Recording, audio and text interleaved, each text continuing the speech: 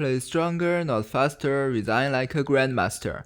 Hello, I'm Fabian, and this is the second episode of the series Resign Like a Grandmaster. Resign Like a Grandmaster is a series about atomic chess, which is a variant of chess. If you haven't watched the first episode yet, you can watch it, or you can just Google it because Google tells more details about atomic chess that my video didn't cover. And this episode, we are going to talk about more detailed rules that I didn't explain in the first episode. Firstly, there was some audio issues in my first video because I accidentally hit Siri, and thanks for noticing that, Olivia. And okay, let's firstly review something in the last video. Firstly, in atomic chess, let's play some random openings. Now, what should white play? You can see white is threatening queen takes f7, and black didn't respond to it. Black should have played g6, and black is fine, but black plays d5, and now what will happen if white plays queen takes f7? An explosion will happen on the f7 square, and any piece that is not a pawn near to this square, namely these three pieces, will be removed from the board. If they are removed from the board, the king is removed from the board, so black has no king, so black loses. Okay, this is the basic rule. I hope you still remember. And suppose I have some other position like this one, some basic rules like what should white play? Well, white should play either king to e2 or king to e1 and allow a perpetual check by black. But if white plays queen f7, is that checkmate? The black king can't take the white queen. Can it take it? No, because the black king will be exploded. And can it escape? No, it can't escape. But black is not in checkmate. Notice that black is not in checkmate. Why? Because the white c2 pawn is under attack, and the c2 pawn is next to the white king, so black can play rook takes c2, checkmate. The white king is not there anymore, and black king is still there. So whenever a piece that is near to your king is attacked, you have to react to it. This is actually an interesting theme in atomic chess. Let's talk about something I didn't cover in the last video. Something interesting because it's very important in some endgames. Suppose you have only a rook. It just says insufficient material. Why? Because a long rook can't checkmate the black king. It doesn't even let me play it because it's already automatically claimed a draw. Because it's a draw and black can't get mated. In standard chess, this is of course a win. Why is it a win? Because black can get into zugzwang. If zugzwang doesn't exist, you can't win. So in standard chess, you can oppose kings, and in standard chess, the way to win is you approach the king and just approach the king, and suppose black plays some bad moves all the way, and eventually you get into some position, and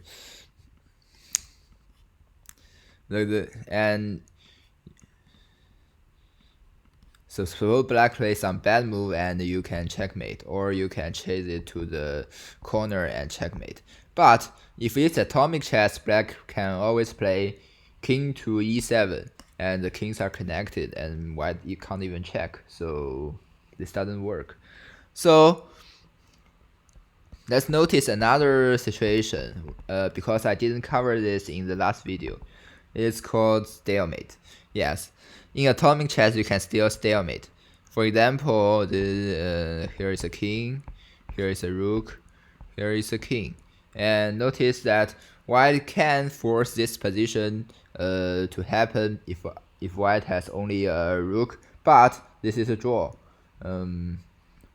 It's stalemate. White plays some random move and it's stalemate. Black king has nowhere to go, so and black can't take the rook and stalemate. So stalemate is still a draw. In atomic chess, stalemate is still a draw. For example, in another position like this,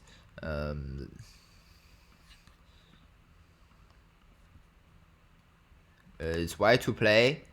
White king is obviously trapped in the corner and it can't go anywhere. It can't take the black king, it can't take the queen, because the king can't take anything.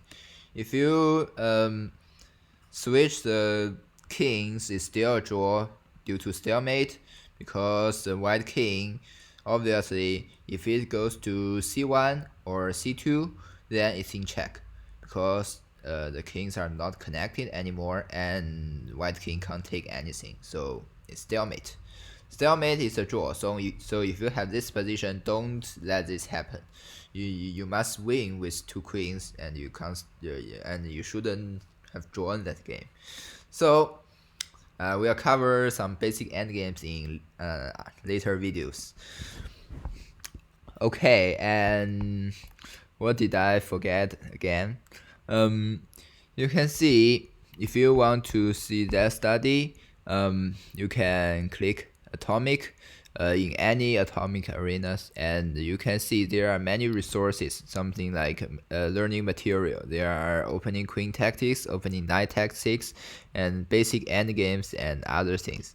There are many studies about atomic chess. Okay, so there is another thing, that if you make a move and after that move you are in check, you can't make that move. For example, if you play in this position, if you play knight takes f4, then notice that the black knight on g4 will be exploded and the white king will be in check. So white can't play this move because the white king will be in check and will be exploded next move, so you can't do that. But if the black king is on c1, then can white play that? Of course white can, because the kings will be connected and white is not in check after playing that move. Okay.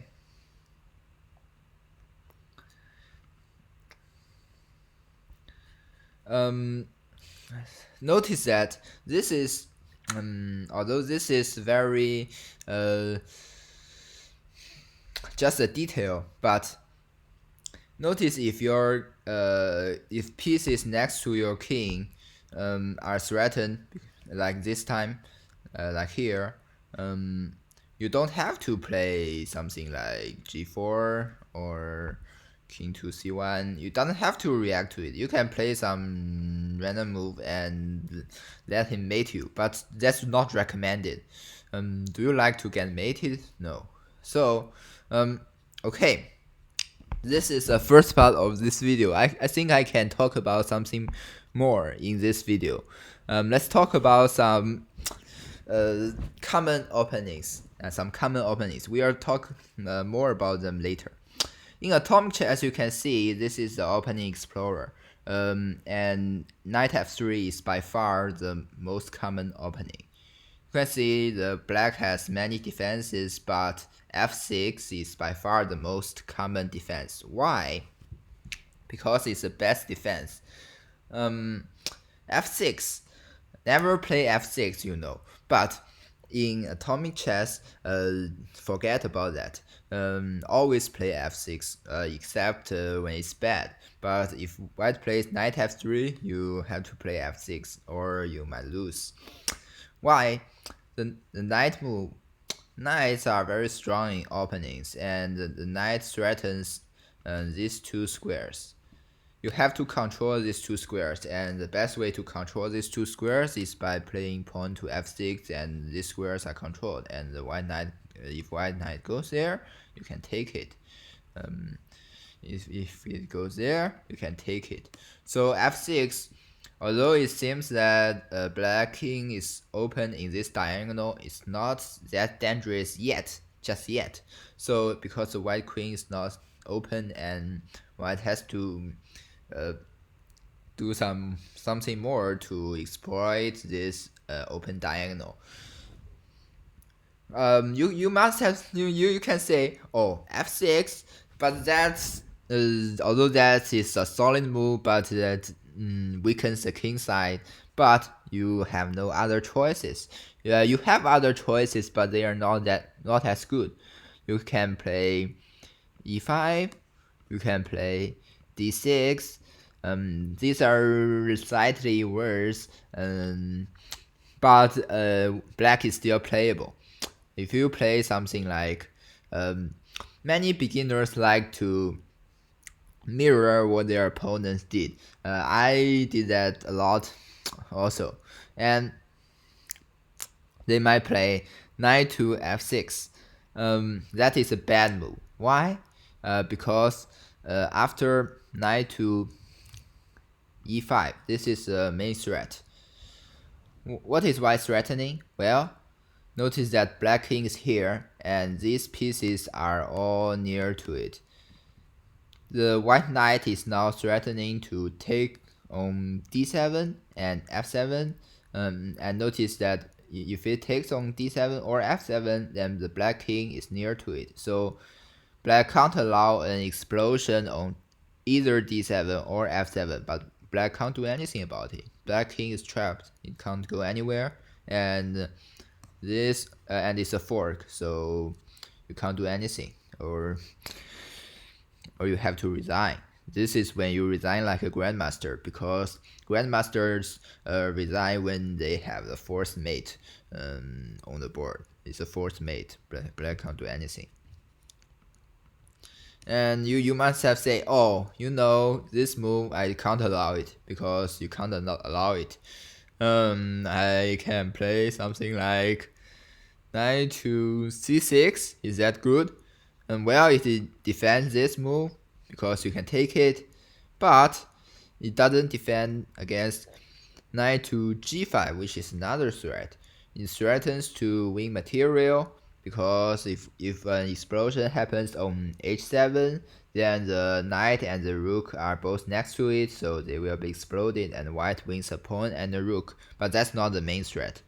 White's main threat is, of course, f7, so you have to do something about it, and black has to move that pawn because you have no other ways to defend it.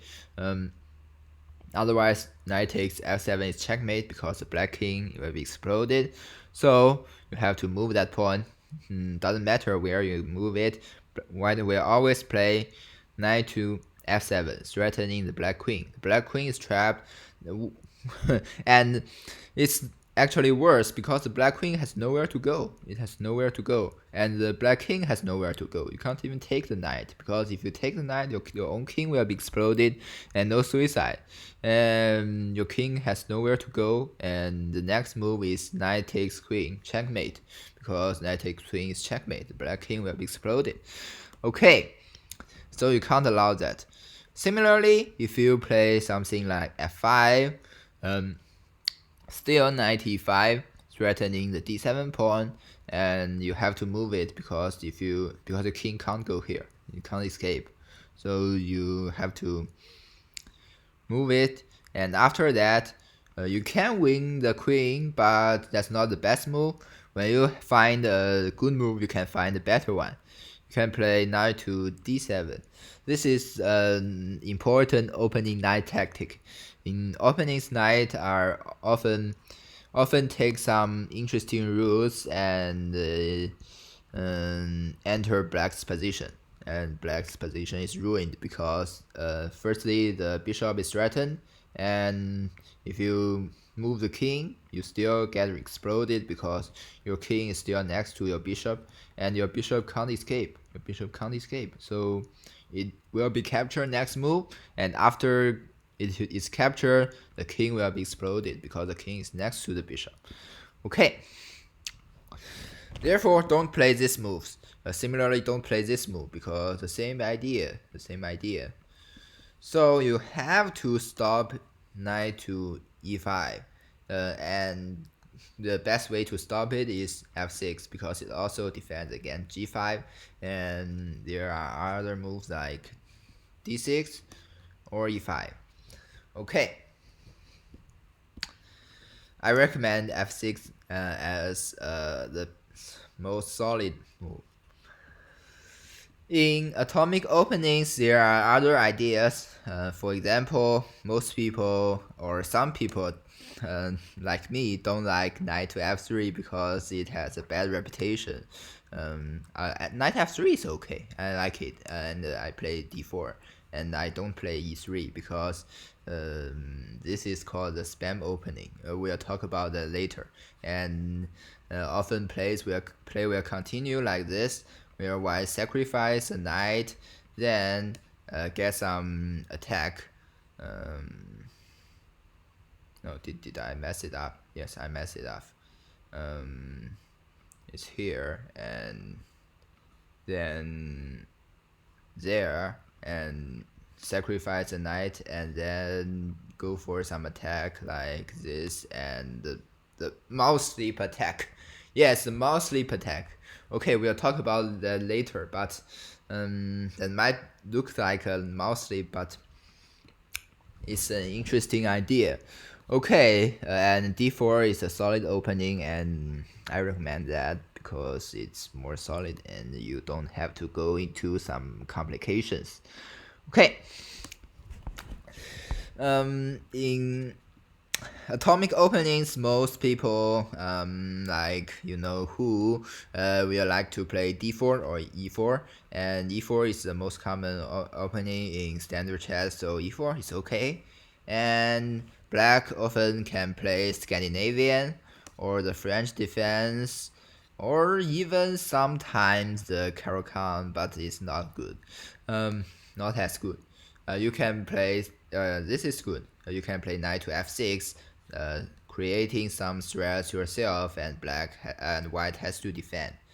Okay, and forget about never play f3 because it defends against this, and also you can maybe play h3. I think. Okay, f3 is still the best. h3 is slightly worse. Okay. And then you can I know some of you might think, okay, what's the problem? e4, I will just go e5 because that's what I play in standard chess. Now, well, don't go e5. Don't play e5 to e4 because don't. Why? What do you think the evaluation of this position in atomic chess? What do you think? +5 or something like that? Notice if you play e6, the engine evaluation is like +2. If you play like d5, it's also like +2. Don't trust too much about the engine evaluation. +2 is likely to be a draw, unlike in standard chess, because white has some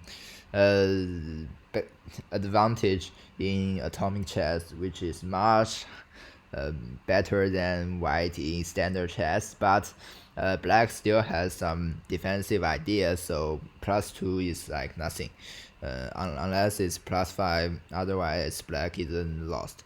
At least isn't completely lost. So okay, the engine might recommend knight to f6 because it might be the best, but you can also play other moves. But the point is you can't play this. If you play this, then it's mating 5. You can't do that. Um, I recommend against getting mated because if you get mated, you have to resign, and in grandmaster don't like to resign because if you resign, you lose. This is the best continuation, and in the final position, the black king is exploded. Let's talk about it. Why? Because this wayward queen attack, it threatens f7, and black has to defend against it, and the only way is g6 is forced, and white plays queen to h3, and black this threatens this pawn, d7 pawn, and black can't move it. If black move it, then queen to d7 is checkmate because the black king can't take, nothing can take it, and black king has nowhere to escape. So you can't move the pawn, you have to defend, but white can take it, and you can't stop. You can't stop this. You can't stop this. Only way to stop this is to move your king, but then you get checkmated. Okay, this is some openings, and also you can't play the Sicilian either because you in the openings or in even more in endgames, the queens are very strong, very strong. You have to defend against it because this is a threat, and white will go queen to d5. Yes, queen to d5, and the threat is of course queen takes d7 and f7. The d7 and f7 points are often targets of forks and skewers and everything, so tactics happens here and there. Okay, I think this video is getting too long. Okay, so let's end it here. Thanks you for watching, and hopefully you can subscribe to my channel, but I don't think anyone will subscribe to my channel, but still thank you for watching. Goodbye.